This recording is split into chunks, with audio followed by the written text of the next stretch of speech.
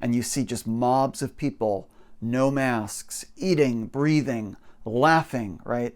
Exhaling droplets all over the place in a way that is comfortable and feels normal.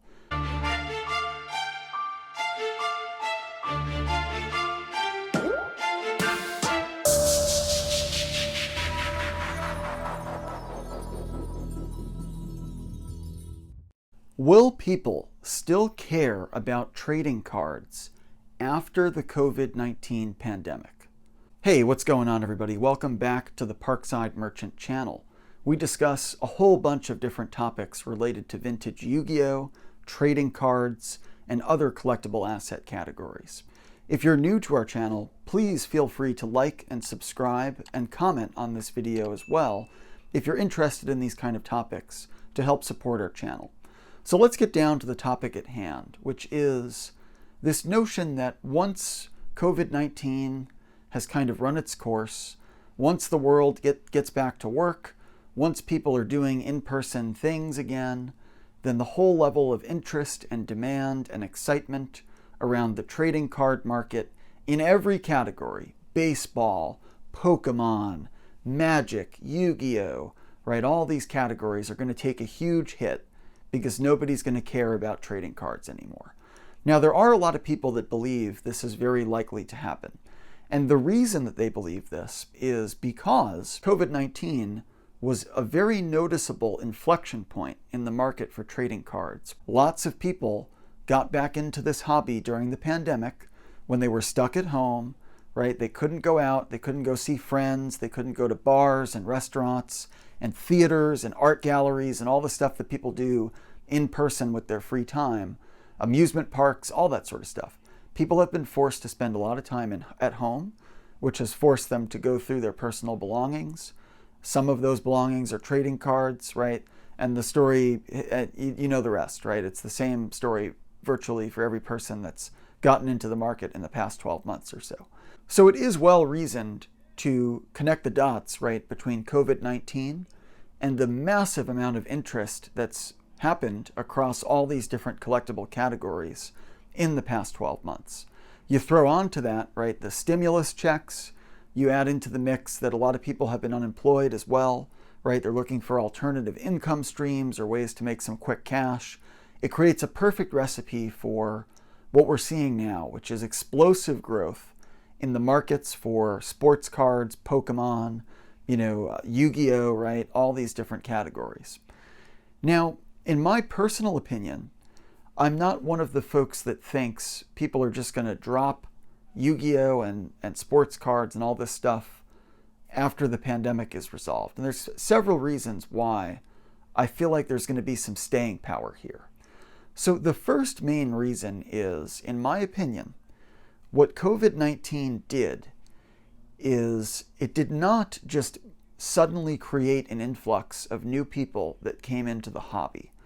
What I think it did for a lot of folks is it reactivated something that was dormant for, in most cases, several decades. In my particular instance, I was somebody who hadn't purchased Yu-Gi-Oh cards since around 2004. So basically, for 16 years, I was dormant in the market. I still had all my cards, I still had all my stuff. I was still technically a collector, but I was just inactive.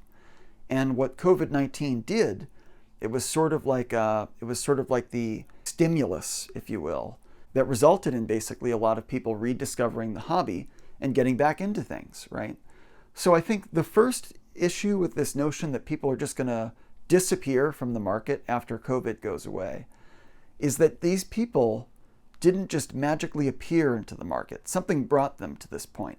And a lot of times it's some kind of connection that they have to the hobby or to the trading cards, right?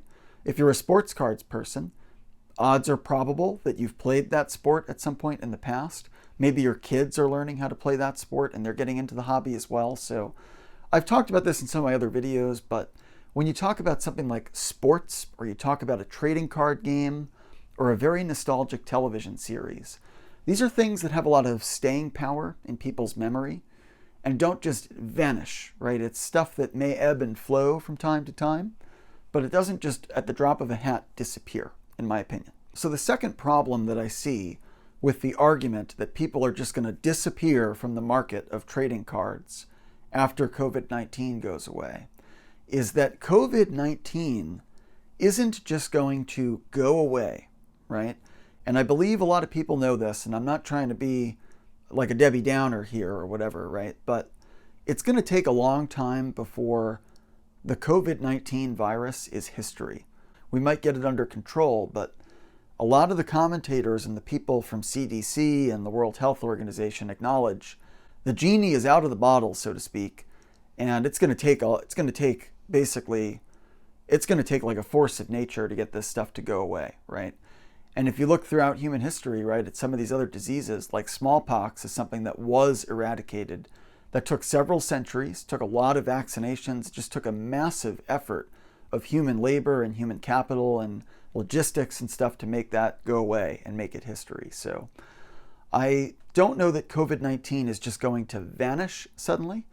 I have a feeling that it's probably going to linger around for a long time and, like the flu, just keep coming back season after season in different forms or different strains or whatever. But hopefully it'll be something that we'll get better at treating and we'll get better at just managing so that it won't have such a terrible impact on an individual's health or well-being. The reason that I mention this is why I'm mentioning it. I'm going to bring this full circle. The reason that I'm talking about COVID-19 having a very long tail, if you will, in terms of how long it takes for us to get the case volume down to zero, right, is when you think about the reopenings, when you think about getting back to business as usual, when you think about what is normal, right? It's going to take a long time before you see crowded theaters with people wearing no masks. It's going to take a long time before you go to Disney World again and you see just mobs of people, no masks, eating, breathing, laughing, right? Exhaling droplets all over the place in a way that is comfortable and feels normal. It's going to take a long time for us to get back to that sort of lifestyle. And insofar as that's true, that's my hunch, right? It's just intuition that suggests to me it's going to take us a while before we get back to that point again. Then I believe all that does is further embolden and entrench the place of these pastimes like trading cards that are fully socially distanced when it comes to trading card collecting and investing. That is a completely socially distanced activity in its current form. Yes, there are trade shows and there are events and there are tournaments and things that people do. Peace, right? I hear you on all that. But my feeling is, in part because it's going to take such a long time for COVID to kind of disappear, in conjunction with the fact that people aren't just like coming out of nowhere and having a feeding frenzy over trading cards. It's usually people that have some affinity for the franchise or for the sport or for the cards themselves.